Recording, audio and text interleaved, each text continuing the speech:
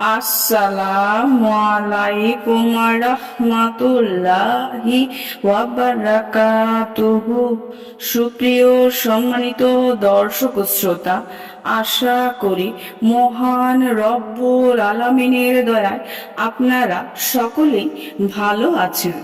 সুপ্রিয় সম্মানিত দর্শক শ্রোতা, আজকে হযরত আলী রাদিয়াল্লাহু তাআলা আনহু থেকে একটি ঘটনা বর্ণনা করব।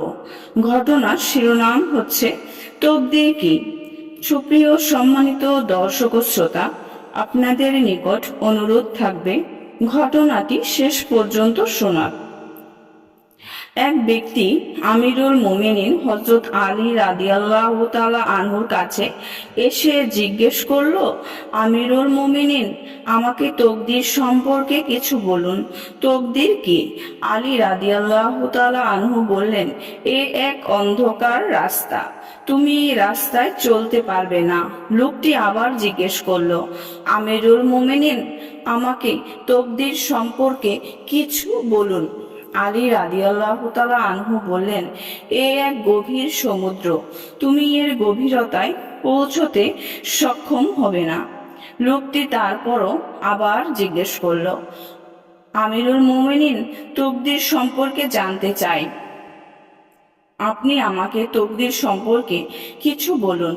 এবার আলী রাদিয়াল্লাহু আনহু বললেন, এটা আল্লাহর এক রহস্য যা তোমার কাছে গোপন আছে, আর তুমি এই গোপন বিষয়ে অনুসন্ধান করো না।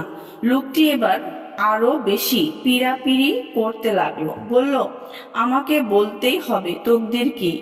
আলী রাদিয়াল্লাহু আনহু বললেন, আচ্ছা বলো তো, তোমাকে আল্লাহ তাআলা সৃষ্টি করেছেন তোমার ইচ্ছায় নাকি তার ইচ্ছায়?